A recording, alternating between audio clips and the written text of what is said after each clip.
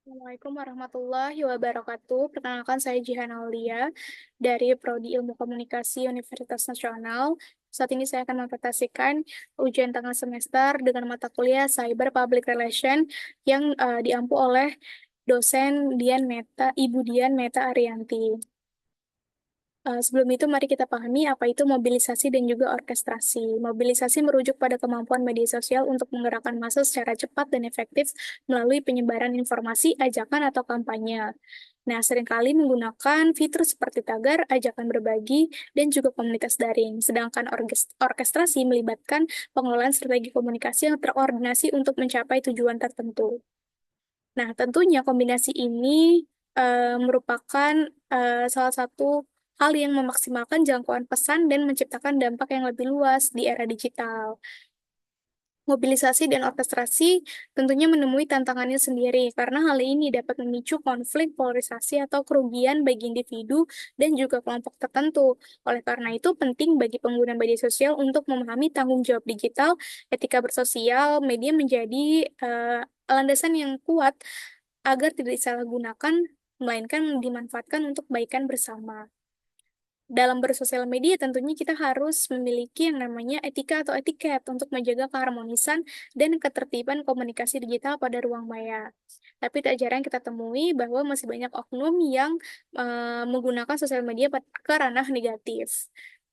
Seperti contoh yang satu ini pada kasus Setbor. Setbor atau ya yang biasa kita kenal sebagai Setbor86 merupakan TikToker dengan nama akun @setbor86. Setbor ini memiliki 8,7 juta likes dan juga 24,4 juta tayangan video konten dengan ratusan ribu followers. Nah, Setbor ini menjadi viral karena melakukan joget live streaming dengan jargon tersendiri yaitu beras habis live solusinya. Dalam sekali live, Setbor bisa menghasilkan 1 sampai 1,5 juta rupiah. Lalu bagaimanakah kronologi kasus Setbor Gunawan itu? Berikut kronologi dari kasus Setbor. Nih, awal dugaan, Setbor diduga mempromosikan judi online melalui siaran langsung di TikTok di mana ia menerima gift pada salah satu akun judi online.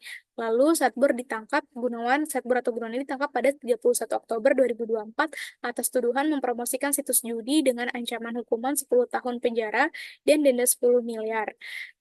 Setbur ini terjerat pasal 45 ayat 3, pasal 27 ayat 2, Undang-Undang Nomor 1 Tahun 2024 tentang perubahan kedua atas Undang-Undang Nomor 11 Tahun 2008 tentang informasi dan transaksi elektronik atau pasal 55 ayat 1 KUHP.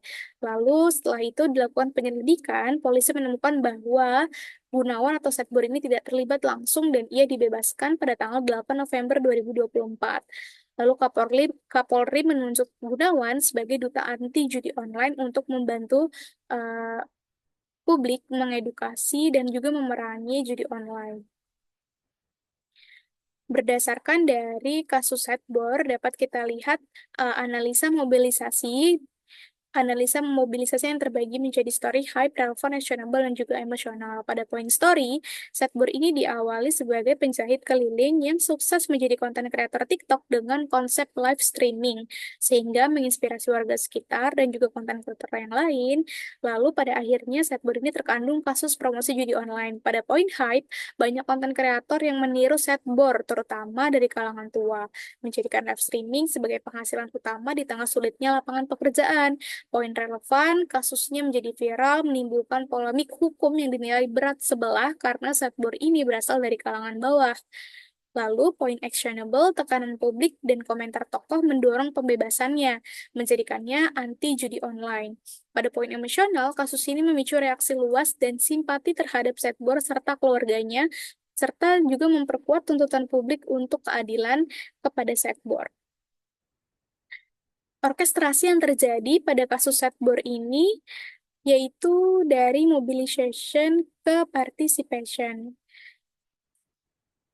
Mulai dari kegiatan live streamingnya yang memobilisasi baik di kehidupan nyata, bahkan mempengaruhi kreator lainnya untuk mengikuti jejak yang sama, hingga banyaknya penggemar Setbo yang berpartisipasi terhadap kasusnya. termasuk juga tokoh publik yang juga ikut berkomentar. Sebab itu, baik mobilisasi dan orkestrasi yang terjadi di dunia maya sangat memberikan sangat memberikan dampak yang signifikan tentunya, di mana kita sebagai konsumen sosial media perlu memahami dan menggunakan sosial media dengan baik. Selanjutnya ada kasus dari Devi Anastasia yang tersandung rumor OnlyFans. Nah, pada kasus berikut merupakan contoh beretika sosial yang lain yang dapat mengubah perspektif kita dari salah menggunakan sosial media menjadi benar dan bijak dalam menggunakannya. Devi Anastasia ini merupakan jebolan MasterChef Indonesia musim 9 di tahun 2022. Devi menjadi top 10 pada musim itu.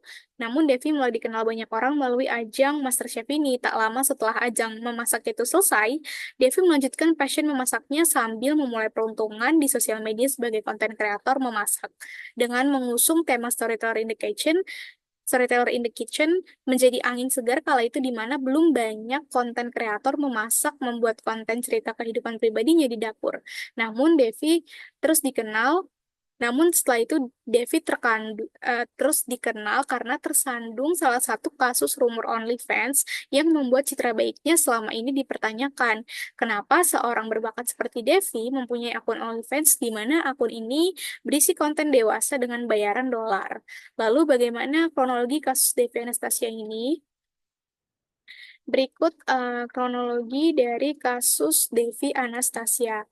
Pada awal karirnya, Devi merupakan finalis top 10 10 MasterChef Indonesia di season 9 tahun 2022 dan dikenal karena bakat memasaknya. Lalu pada tahun 2022 juga, Devi tersandung kasus rumor OnlyFans, di mana Devi itu diketahui memiliki akun OnlyFans, dan ia pun tidak membantahnya, malah mempromosikan akunnya melalui Instagram dengan tarif $5 per konten. Nah, tentunya melalui rumor OnlyFans ini eh, me- mempengaruhi reaksi publik, di mana kasusnya menjadi viral, terutama di Twitter, dan memunculkan kritik serta perdebatan antara netizen. Kemudian, Devi fokus untuk membangun citra positifnya, untuk terus berkarya dan juga membuat konten-konten positif dan juga konsep masak yang inspiratif, yaitu Healthy Under 30. Nah, konten-kontennya ini ternyata mendapat respon positif dari netizen dan menjadikannya sosok inspiratif bagi banyak orang.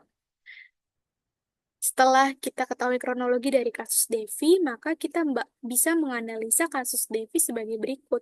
Pada poin story, Devi merupakan finalis MasterChef Indonesia season 9 tersandung kasus rumor OnlyFans dan viral di Instagram dan Twitter. Nah, alih-alih membantah, ia malah memilih untuk tetap produktif dengan membagikan konten inspiratif yang menunjukkan fokusnya pada perbaikan dirinya.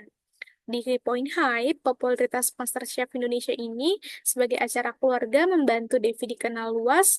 Penggemar ajang memasak tentunya tertarik mengikuti kehidupan Devi dan mengenalnya lebih jauh lagi, meningkatkan jumlah followersnya di sosial media. Lalu pada poin relevan, kasus ini menuai berbagai reaksi, terutama dari para netizen yang mengaitkan perjalanan hidup Devi sebagai inspirasi dan juga banyak yang bersimpati atas perjuangannya sebagai perempuan mandiri yang pernah melalui masa sulit, serta menciptakan koneksi yang emosional terhadap audiensnya. Nah, pada poin actionable, Devi membangun citra positif melalui konten-konten memasaknya, yaitu Healthy Under 30, yang menginspirasi audiens mencoba resep murah, sehat, dan juga praktis. Nah, dukungan netizen ini terlihat dari unggahan resep-resep Devi dan juga pesan-pesan apresiasi yang ada di kolom komentarnya. Nah, pada poin emosional, storytelling Devi ini dapat menyentuh hati para audiensnya dan juga memancing simpati netizen. Lalu terjadilah diskusi di kolom komentarnya bagaimana pesan bermakna yang Devi sampaikan itu tidak hanya diterima, tetapi juga menciptakan dialog positif antar netizen, bahkan membangun solidaritas komunitas. Jika kita lihat pada orkestrasi pada kasus Devi ini, perubahan orkestrasi ini dari mass production ke mass communication. Acara MCI ini sebagai produksi televisi menjadikan Devi terkenal dan memiliki banyak penggemar. Setelah itu, isu OnlyFans menyebar luas melalui berbagai platform digital dan membuat namanya semakin dikenal. Lalu alih-alih terpuruk, Devi justru responnya dengan memperbaiki citra dirinya melalui karya inspiratif seperti resep healthy under 30-nya.